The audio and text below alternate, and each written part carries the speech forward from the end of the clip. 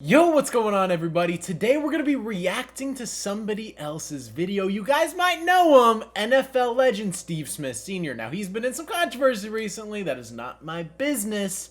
I don't condone cheating, but hey, Steve Smith was apparently laying something down. That's all I'm going to say, but his wide receiver evaluations are absolutely fire. So we're going to be reacting to his Marvin Harrison Jr. rookie season grades. So it's very interesting because Marvin Harrison's rookie season has been very teeter-totter by most people. Either you loved it, you hated it. Obviously there's things you can critique, but it was a good rookie season. Everybody has high expectations. I still think he's a generational prospect. He has a lot of things going for him. He has to clean up a lot. He needs to be better at things, but again, it's his rookie season. We've compared it to his father. We've compared it to Larry Fitzgerald, NFL legends. He's doing all right. He's literally like 21, 22 years old. He'll grow into the NFL and everything will be fine. But we're going to see what Steve Smith says. This is my first time reacting. Let's go ahead and see what he has to say. Hallucination a little bit. Like every guy that's a top pick is gonna all of a sudden destroy the stats. I don't know if we've had a receiver come in with these expectations in some time. It's difficult when you come into the league and everybody on the planet is saying you are a gold jacket player before you played an NFL game. I've never experienced that, so I'm not sure. Sounds pretty tough.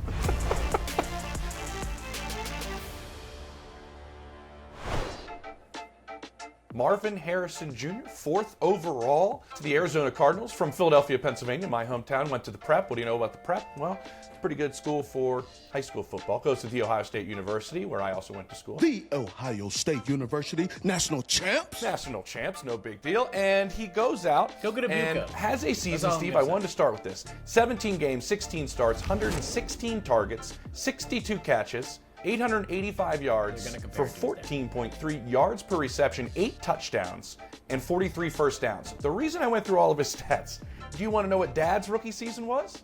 Do tell. 16 games, 15 starts, 118 targets, 64 catches, 8 touchdowns, 43 first downs, 13.1 yards per reception. Father and son, Steve, almost exact rookie season. Sorry. And the Who would have thought? Who would have thought they were going to compare it to that, man? Hey, we were already ahead of the curve, so let's go. other guy, which I find fascinating, who almost has the exact stats as well from their rookie season, maybe the greatest Cardinals player ever in Larry Fitzgerald. Expectations, I We were all over this. Let's go. believe, were a little bit unrealistic. We've already discussed that. Is he a rare talent? Yes. Impact player, stats are showing it. Top pick in any draft. That's just the expectations in the first round. NFL starter, should be a significant contributor early in his career. Like, that's who he is. But there is this hallucination a little bit. Like, every guy that's a top pick is gonna all of a sudden, he's gonna destroy the stats that no one has ever seen. And I love the fan base who believes it, but then there's this tussle between fans and analysts where if you don't That's agree pretty fair. B- transition. with lowering I would the agree. expectations, then all of a sudden we're haters. Obviously, watching him in college, you knew he was going to be a dynamic football player. Whoever was going to draft him, he was going to make that team better. Now, I believe he's made that team better. We were at that pro day. I remember you telling me just, watching how Marvin moves and how he gets in and out of things and his footwork and how polished he was. I think that word was the word that was used so much for Marvin. I just see Marvin as a complete wide receiver. He's not necessarily a burner. I thought it was very good. Actually, business savvy and smart that he didn't run any 40s because again, when you're one of the top picks and considered a rare talent, everything you do actually puts minuses on your evaluation chart because you're already there. You're so high up that anything you do, like people were saying about you, man, he had a booger in his nose, right? He didn't lace up his shoe. I don't know if we've had a receiver, Steve, come in with these expectations in some time. 2-3 years ago, you were hearing Joel Klatt say, this is going to be the best receiver in the NFL in 5 years. Yeah, the praise was through the roof. And we saw a 2-year really build up into this, right? Yeah, sure. And so how do you live up to that, I think was part of the issue when I think his season was still fine. It's the second most receiving yards by a rookie in Cardinals history. It's more touchdowns than any rookie has had in Cardinals history. but you look at what we were dealing with coming in. I mean, I talked to one executive, it was like, he's the highest grade I've ever given a player at any position. So, because everybody's expectations were so high, I think he still played fine.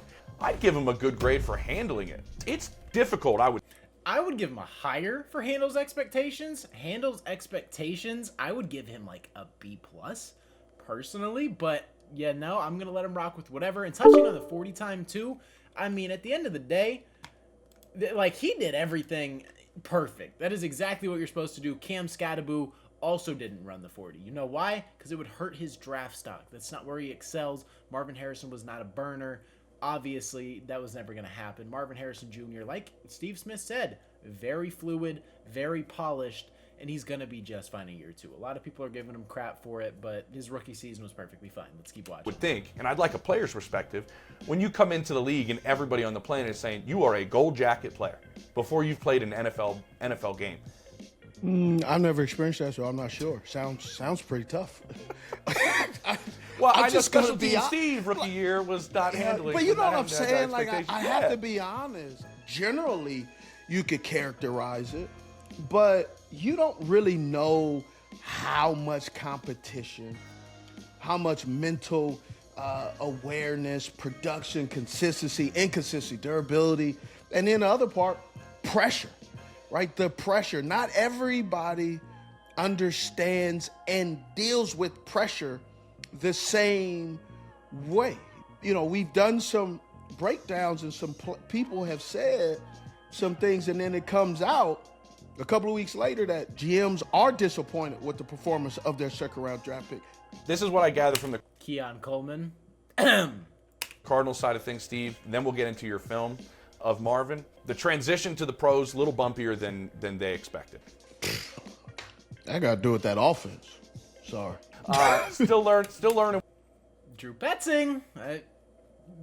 That's a call out if I've ever seen one. So what it takes to win effectively He's week right. in and week out, and the speed of the game at the NFL level. Needs to dictate his routes to the defense and not let the defense control Harrison and where he goes.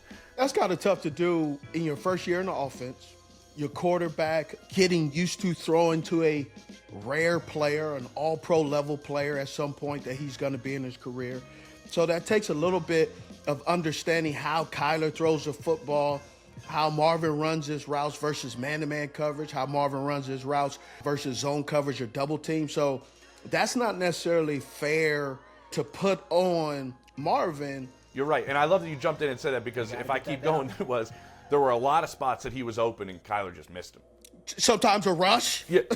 Sometimes they got him off the spot where he didn't have time to throw it. That offensive line in the beginning of the season, they were a little sketchy. They were terrible. My next note right here.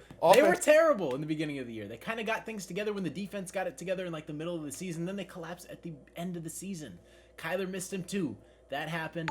Offensive line was not fantastic. So they need to get things under check. Steve Smith, I mean, he's pretty spot on with his evaluations. Kyler missed him at times, but that offensive line was not good. And Marvin Harrison and Kyler got to get things clicking. I like the evaluation so far. Offensive line had plenty of issues. These are all just the factors into Marvin's season. These aren't like knocks by any stretch. It's just kind of the way his year went and the situation that he went into, and that's why you said there's so many other factors that go into it. So let's take a look at the film, because I want to see kind of what you see, because all the factors I mentioned, the Cardinals also believe they're almost all correct. All right, so here we go. Against the Washington Commanders, just a normal deep end. Down here at the bottom, nothing special. Just watch my man, how he runs this route. This is a guy, he's been doing this and doing it well. Inside, gets the corner going, keeps everything straight, looks at the defender, chop, chop, ball in air. We'll see. But I love the route. Simple. He's in the slot, gives him a hop setup. And what I mean by a hop setup is sometimes these coaches say, hey, I don't want you to do that. But he gives the setup, realizes that he took a bad angle initially, but straightens back up, gives himself an opportunity, positions himself well. This kid knows how to run routes, and he knows how to run routes very well. He's down here in the slot going against Frankie Louvu. Frankie Louvu will knock your boogers out your nose. Well, covering is just not his MO. And what I love about this route is Frankie Louisville is already outside of him. Remember when I was talking about the simplicity of route running, that when you have the inside route, you must finish on the inside, but on the outside route, you must finish on the outside? Sleight of hand, magic trick. He gives them everything to Frankie Louisville to believe, hey, I'm going back inside, I'm going back inside. He makes him feel that he's going inside. So he fist fighting the phone booth right there. Frankie crosses over, gets his feet outside of his shoulders. Here's the part that it could be seen as being a little bit hypocritical on my part. It's like, oh, Steve, Marvin got outside of his shoulders. Yes, he did. But he's driving a car. Frankie Louisville is the passenger. Frankie just looking at the navigation and listening to Siri say, hey, Marvin, you're supposed to turn left. Put on his blinker. He got his blinker on, but he's saying, tricky, peekaboo. Goes crossover, boom. Some people may call it different routes. I called it a Q route. Why is this a great route? It's because you have to sell the route. As he's running the route, the DB, he's doing the numbers. He's saying, hey, he's not running curls, he's not running the hitch, he's not running. Oh, guess what? He's running something else, comes back down the stem. Now, body catch, but again, that just kind of depends on how the ball is going. It's indoors, the sun, was the roof open, the lights, the glare. It's a lot of different factors. He kind of comes back to it too in this route, Steve. Yes, he does. Because he takes the proper high angle, comes right back to it. That's what you say, making yourself friendly, where you get the angle and allow the throw to dictate the depth that you come back to. Love this play against the 49ers because it's a big box fade. Big box fade is about being patient.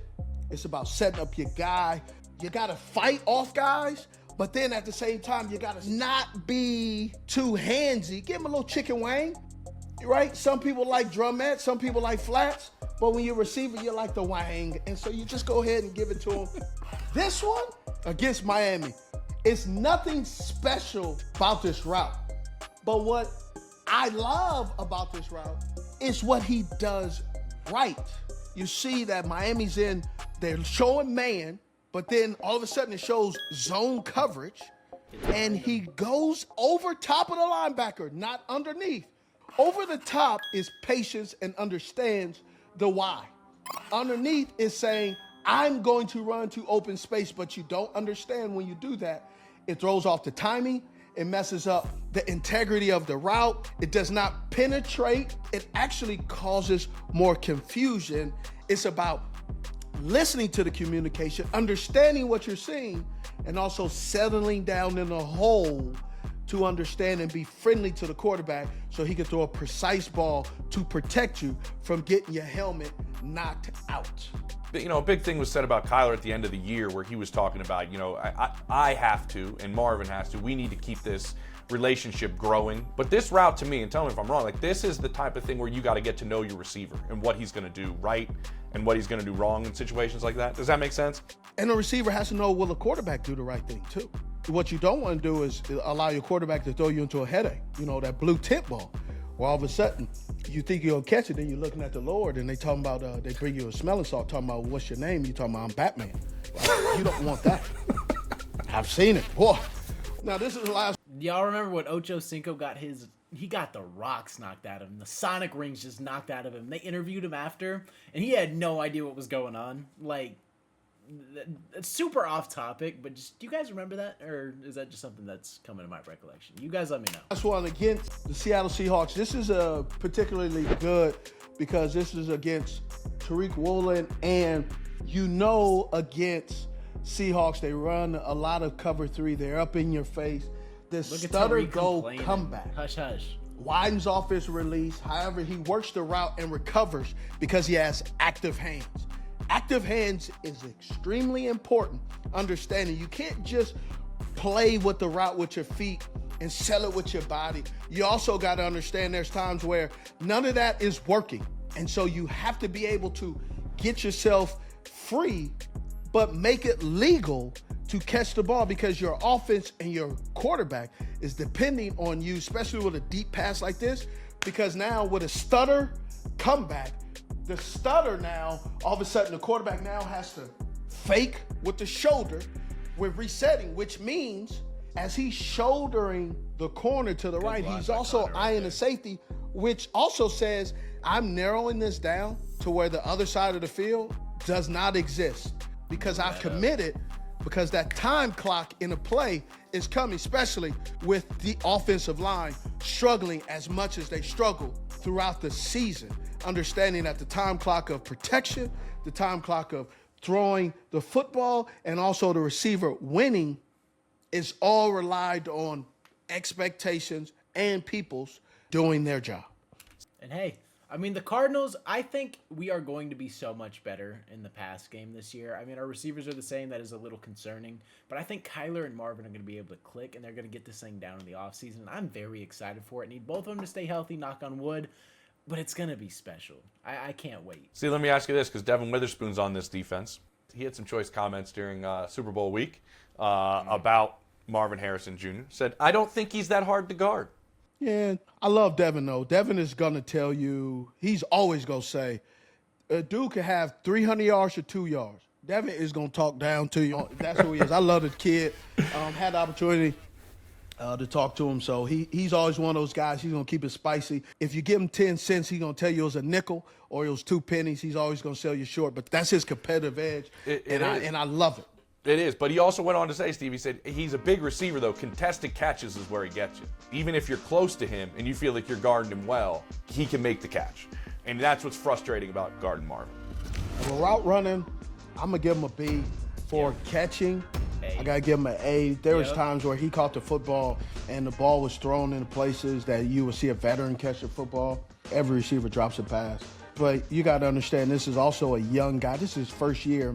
And the expectations of keeping his mouth closed, doing his job, going about his business, he did that. And potential, for me, I think the potential is less on him and more, what do the Arizona Cardinals do to increase production for everybody, to give Marvin an opportunity to play one-on-one football versus being double-teamed. And so potential, I give him a B because that potential is predicated on management making good decisions. And when we say good decisions, and we're talking about the Arizona Cardinals, there's always a question mark.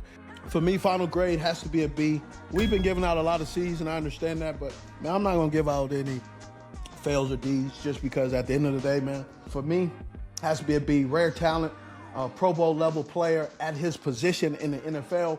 I see nothing but bright lights and stars, and the moon and the space is his playground to play when he gets up to the level that we believe he will be at. And Steve, I just throw this out there. Talk to a couple GMs, talk to a couple of scouts, personnel. Before we dabble into that, let's go ahead and see the grades real quick. I don't know. Like, in terms of potential, I do understand what he's saying, but I'm going potential based on, like, where he's able to take this thing, where he's able to take his career. I think it's an A+. His catching, I would probably give like a B+, A-. I understand an A. Towards the back end of the season, it was a lot better. In the beginning, it was a little rough. I'd give him probably an A-. Route run, B for sure. Handles expectations, a B+, B, or like in a B+, A-. Transition, B- is perfectly fair. I'd probably give him an overall grade of like a B+, though. I thought he had a really good rookie season. Steve Smith, I completely understand it. I'm not going to argue against an NFL legend, but those are my grades personally. So let's go ahead and continue this thing. About Marvin and his season, this is kind of what I got. They all were a little, obviously, surprised by maybe the numbers. We talked about that at the beginning of this, but they also kind of tiptoed around going, I'm not sure all of this is Marvin's fault or this falls on Marvin. A couple of them brought up usage. A couple of them brought up on how he was used, how he was deployed. Obviously, the quarterback situation came up with a couple of these guys I talked to, and they were curious about how that impacted him. Obviously, the offensive line. Nobody knocked Marvin's game in his rookie year. I'll say that. But there were some questions about how he was used, the situation that he was put in, that he's going into. But I also want to close with this. Everybody knows the work ethic that Marvin Harrison Jr. has, and it's through the roof. And so everybody has, here we go again, high expectations for year two as he goes into his sophomore season because they know how hard he works and what he does to better himself in his game. I'm excited to see him in year two. What would be a realistic expectation for Marvin then? 1,500 yards? I'm just wondering. I'm not saying that, but I'm just wondering. Yeah, I mean, he's going to have – I think he's going to battle this his entire career, Steve, honestly. Like, because so you know what I like to call that? That's rich people problems, bro. Hey, you know who's been doing it and they've been flourishing? Pat Surtain. I mean, this is a very similar type of situation. One on the defensive side of the ball, one on the offensive side of the ball. Mm-hmm. There were some question marks about the Arizona Cardinals earlier in the year. There were some routes that I was watching, seemed very predictable. The concept That's what I just said. Seemed to be, I know. Oh, okay. Oh, yeah, keep going then. Make me feel better. They're going to have to change some things up this year or they're going to become predictable. The same thing that Nico Collins has been one of those guys where he played so well last year, started off the year, but the offense kind of started to do the exact same thing, so not making adjustments. So I just hope that doesn't happen in Arizona if they continue not to evolve their passing game. You and I both, Steve. You and I both. Drew Petzing, you gotta be better. You can't be predictable. We have been preaching this to the choir for how long, Cardinals fans? We need better. Drew Petzing, you gotta lock in. Obviously, Kyler Murray has to be better as well. They need to get that connection down. They have to get a feel for each other. Year 2 is going to be special. Marvin Harrison Jr., I'm not worried about it whatsoever. You guys let me know your guys' takeaways from this video down below. I think Steve Smith was basically spot on in every evaluation besides potential. But at the end of the day, agree to disagree. NFL legend. I'm going to let him say his piece. You know, I still stand by the A+ potential, but outside of that, everything else is pretty spot on. I would give him a B+. That is me personally. You give me your grades down below, but that's going to wrap it up. If you guys are a fan of the Cardinals, the Arizona Cardinals, the worst team in the NFL, whatever you guys want to call them, subscribe to the channel. This is a perfect channel for you. We post NFL Arizona Cardinals content, but that's all I got for today's video. Hopefully you guys did enjoy. It's been your boy Mythic. Peace out.